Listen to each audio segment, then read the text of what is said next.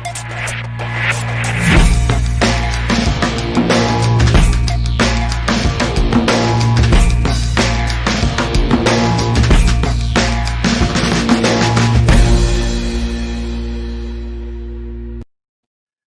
everybody, and welcome to today's Daily Distinction. So glad you are here. Thanks for joining me on this Wednesday afternoon. So glad you're here, and thank you if you're watching on the replay. Appreciate you catching up with us today. Thank you for checking in.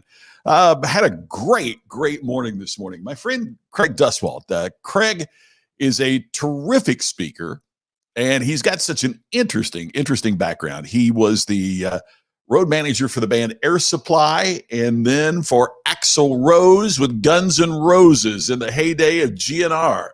The stories he can tell. And he has a program called Rock Your Life, and we had over 50 people on the call this morning, and just had a great experience, just talking about what does it take to create distinction and all the things that you hear me talk about. And just had a fantastic day with Craig. So thanks a million, Craig, for having me be a part of it. Really enjoyed it. Hey, Brian, great to see you. Here we go this afternoon. Glad you're here. So anyway, thanks to Craig. Thanks to everybody that checked in to learn about distinction and connect there. So got a big topic today, and the topic is, how can an entrepreneur get more customers? I don't know any entrepreneur that would say, yeah, I got enough. Right? No entrepreneur in the world is going to say, customers, nah, we've got more than we can handle. You need any? I got a few extras. No, entrepreneurs don't say that. Entrepreneurs are always looking for more customers, better customers that will spend more money and come back more often, better customers in terms of referrals. You know, they'll tell more people about us. So entrepreneurs are always looking for that. So how do entrepreneurs find more customers? Good to see you, Charles. Glad that you were here. Thanks for being with us today. I'm gonna suggest 3 ways. And these are the 3 ways that an entrepreneur can get more customers in a competitive marketplace, like this competitive marketplace and this crazy pandemic marketplace that we all find ourselves in right now. Number 1, get a better product. I mean, if you have a better product than your competition, you should attract more customers. Makes sense, right? If your product is better than your competitor, then the likelihood is you're going to get more customers. If you're just joining us, the topic for today is, how does an entrepreneur get more customers? 1, have a better product. Here's the problem. You don't get to decide. In other words, it's not that you think it's a better product. The marketplace decides it's a better product. You heard me talk about this at the Distinction Summit. You heard Larry Winget talk about it at the Distinction Summit. You've heard Larry and me talk about it at Ultimate Business Summits that we've had in the past. It's not that the marketplace has a favorite until they decide. The marketplace decides who has the better product, and you don't get to claim that. That's what has to be proven in the marketplace. Hey, Scott, great to see you. Glad that you are here today. Mike, happy hump day to you. Glad you are here. Hey, Tim Gillette, it was good to see you earlier today. Glad that you're with us. And Kevin, so glad you're a part of today as well. So the marketplace decides whether or not you have a better product. It may not be the decision that you like. I remember many years ago, back in my old broadcasting days, and back when video was becoming more consumer. Matter of fact, at the time I was working at Franklin College. And I remember driving from Franklin up to Indianapolis to get my first VCR. Wow. Gosh, that dates me, right? But to get my first VCR. And I go in the store, and the store is selling these newfangled VCRs. And there was VHS here, and there was beta here. Now, I'd worked a little bit in broadcasting at that point, and I had friends in broadcasting, and the system that television stations were using was beta. They had smaller cassettes, but they just said it's a higher quality. So I asked the guy at the store, I remember, which is the better product? And he said, well, now the better product is beta, but the one you want to buy is VHS. Huh? You're telling me not to buy the best product? He said, well, I'm telling you to buy the product that has the most movies, and you'll have more of a selection on VHS than you will on beta. It's not the better product, but the marketplace has decided they like it better, and the more movies are there, so more people buy it, and I see it growing, and I don't see beta growing, which is exactly what happened.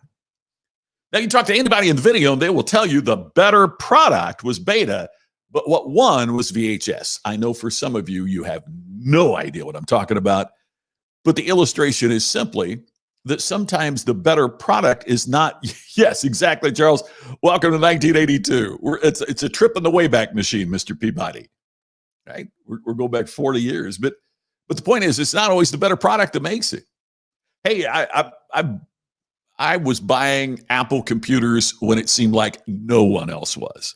I mean, that's all I've had. The whole thing about switching from Windows to Mac, no switching for me. I was a Mac from day one. And literally, I remember at a meeting bringing my laptop, Macintosh laptop in, and the AV guy said, "Why don't you get a real computer?" Meaning Windows. But those of us that had Macs just hung on constantly saying it's the better product. But at that particular point, the marketplace had decided that Windows was superior because they were selling literally 95% of the marketplace, 95% market share. So the marketplace decides. So if you think you have a better product, good for you. But when it comes to getting more customers by a better product, it's the marketplace that gets to decide. So that's one. Here's the second one. Have a cheaper price. You'll get more customers if you have a cheaper price. Right? Cheaper price can win. It can. I mean, a cheaper price is going to pull in more customers. Tim says not always the best product, best marketed product. Yeah. You got to take sales from your competition. A cheaper price is going to pull some customers to you. There you go. But here's the problem. Can you sustain your business on the lower profit that results? Can you sustain your business on the lower profit that results? Sometime I don't have it set up today, but sometime we're going to go through the math, which is really fascinating. If you cut your price 10%, how much more do you have to sell to make the same amount of money? Most people say, well, I got to sell 10% more. No, it's much more than that. Cut your price 10%, you've got to sell a lot more than 10% more to make the same amount of profit. And we just assume, well, if I cut my price 10%, but sell 10% more, I'm even. No, you're not even. By the way, I ask you a question. Can you sustain your business on the lower profit that results? Here's the other question for you. So what if your competitor in turn cuts their price? You're going to cut yours again? And you get on a price spiral? I mean, where does it end? Where does it end if, you say, I'll cut my price to $297 and your competitor comes out and says, well, theirs is $275. What do you go to $269?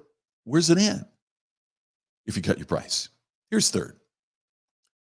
Deliver a superior customer experience. Deliver an experience that is superior to your competition. Now, that doesn't even necessarily require a bigger investment. It requires that everybody knows what the ultimate customer experience would be. It means they know everything from how to answer the phone to how to talk to a customer, to how to be proud of where they work, to everything that comes into play there. What is the ultimate experience that your customer could have simply because they chose to do business with you instead of all the other things they could be doing? What is that? And how do you deliver that? And that's true whether you're a solopreneur or an entrepreneur with 5 employees. How are you onboarding your people or yourself to the ultimate customer experience? It's really important. And how are you doing it? I've told the story here before, but when I got my first job in radio at WMPI Radio in Scottsburg, Indiana, the training was, okay, so you're going to come in and you're going to sit here. So watch Ray. Ray was on the air, right? So watch Ray, and you're going to watch Ray for 3 nights. And then on Thursday night, Ray's going to watch you to make sure you know how to do it. And on a Friday, on your own. And that was my training. 3 nights I watched Ray. 1 night Ray watched me. And now you're in. So when people said on Friday, gosh, you sound just like Ray, is it any wonder? So my standard of performance was kind of, the governor on the standard of performance was Ray's standard of performance. And my achievement was going to be based upon Ray's level of performance and achievement. And I was going to end up sounding a lot like Ray, which really didn't give you a lot of diversity on the air because that's not going to sound like Ray. All I done is sit and watch Ray. So I didn't know any more than Ray knew.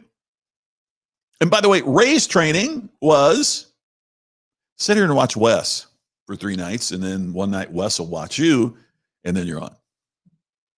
And so Ray couldn't be any better than Wes, and I couldn't be any better than Ray. And that was training. And unfortunately, so many times at a smaller business, hey, look, we can hear all these great stories about how Zappos trains people here in the Las Vegas area. If you're going to work here, you go through this extensive program and they give you, I forget what the number is now. It's like $2,000 if you want to quit. We'll give you $2,000 to quit because we want to make sure you're totally invested in being here. And they go through all of that. Man, they're great stories. And they really show Zappos commitment.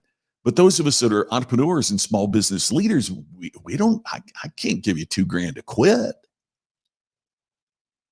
So what is the onboarding and training that you get? Charles, yeah. And unfortunately, that may be more training than a lot of folks get. Oh, there you go, Susan. Hope you're doing great. Good to see you. Hey, Merv, good to see you again. Glad I saw Merv earlier with the program I was talking about with Craig. So good to see you again, Merv. So deliver a superior customer experience, but there is a problem with that too. Are you sure you're delivering what your customers really want?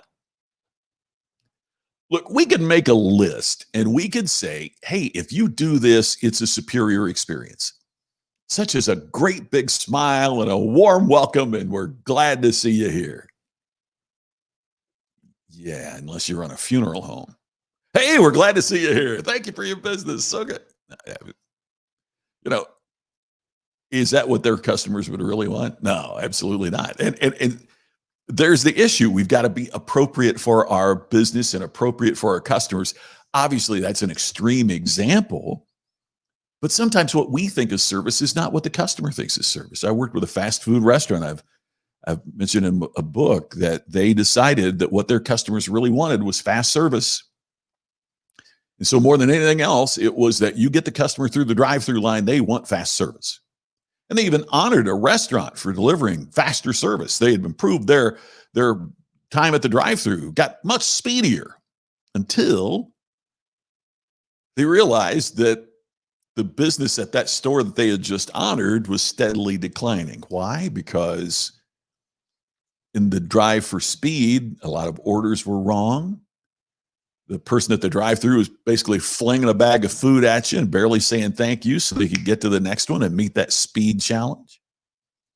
What customers really wanted in that situation was a combination of speed and friendliness and efficiency. I want you to get me through quickly, but if I order a hamburger, I don't want a chicken sandwich, right? And I want you to say thank you because I've given my money to you. So sometimes what we think is the customer experience that our customers desire isn't exactly what they really want.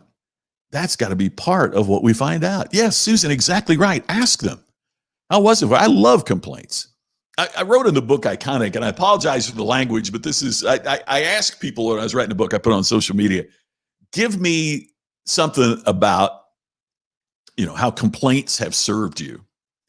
And somebody wrote me and said, and it wasn't really about a business, it was about a charity run that they have in Arizona. And they decided to keep the complaints. They were going to capture the complaints. And so, again, pardon the language, but they call it the bitch book. When somebody comes up and bitches about something, they write down the complaint in the bitch book. Now, they're all volunteers, right? But they want to deliver a better service because, they want you to run, because if you run and if you have a great experience, you're going to come back and run again next year, which means they raise more money for their charity. And so they sit down every year with the bitch book and they decide, how do we make certain that this bitch doesn't happen again? That this complaint doesn't happen again. And so to Susan's point, which is a great one, complaints tell you how to make it better, because as they work to eliminate that, and every year the run becomes more and more and more successful. And my assumption is this year, because they can't run because of social distancing, people still want to be involved because now they're more committed to the charity than they've ever been. And because they're more committed to the charity, they will continue to contribute and wait until things change so they can run again. Brian, amazed me how few businesses go back to their customers for direction. Yes, it's gold if they'll just ask. Here's the one most don't have the courage to ask. Why didn't you do business with us? Why didn't you do business with us? Or why did you do business with us and then you never came back? Now, it's important that the person you're asking know that this isn't a sales call, because usually when you get those kind of questions, it's like, why didn't you do business with us? We'll give you 20% off. They just come back. But instead, it needs to be, look, obviously something happened and that's why you didn't come back. And we want to make sure that doesn't happen to another customer. Will you please help us? Just let us know. That's where you get the best ideas. Oh, it's so, so powerful. The point is this: if you don't have something distinctive, whether it's product, price, or experience, if there's not something about you that stands out, why would a customer choose you instead of the competition? You've got to give them a reason for selection. You've got to give them a reason why you are the choice. You want to be an entrepreneur and get more customers? The way you do that is to create distinction. What have you done to create more distinction today? Brian wraps it up. He's right. The poison of why they didn't do business is assuming and not willing to know for sure. Yes, we assume we know. And that's a reminder we keep coming back to, isn't it, Brian? You're not your customer. Because if you think exactly like your customer, there's an old saying in professional sports that if you make your decisions based upon what the fans think, pretty soon you'll be in the stands sitting with them. General managers talk about that. Coaches talk about that. If you base your decisions only on what the fans think, you're going to be sitting with them. You not only have to think like the fan, but you have to think ahead of them to know, right? So there's a similar analogy in business. We have to think like our customer, but we also have to think a couple steps ahead of them. Well, because we're thinking a couple steps ahead, it does mean we need to go back and ask them to just continue those touch points, continue to evaluate. But we've got to be better at product, price, or experience. And I'm going to suggest that for most of us, if you're running an auto repair shop, if you're selling real estate, if you're an entertainer, you're probably not going to change your business to go be a surgeon. You're not going to change your product. You could change your price, but I don't think my guess is that's probably not the best place for you to be in business. So what are you doing in terms of a distinctive experience that'll set you apart and make a difference to get you more customers in this marketplace? Hey, that's it for today for Daily Distinction. I'll be checking in again, same time tomorrow. Look forward to catching up with you then. Have a great day.